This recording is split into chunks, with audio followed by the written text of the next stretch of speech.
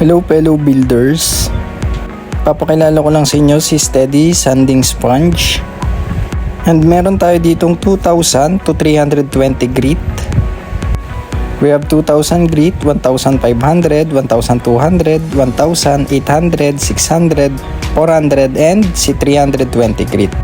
By the way guys, each boxes contains 10 pieces Steady Sanding Sponges.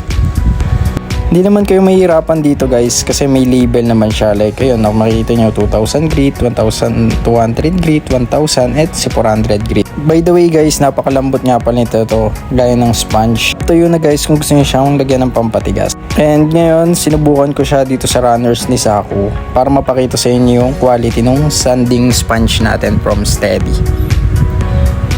And ayun guys, hindi talaga naiiwasan na mag-iwan siya ng stress marks. Subukan natin yung 400 grit.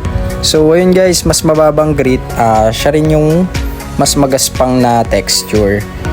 Then sinubukan ko siya sa 400. Kung makikita nyo, parang naka-achieve na kagad natin yung original color ng plastic.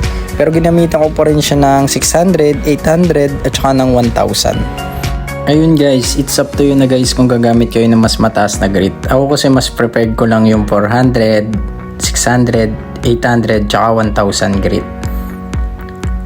Then nga pala guys, ito na yung final result natin. Kung makikita nyo, parang walang nangyari. Walang kahit na anong bakas ng stress marks. Napakaganda ng quality.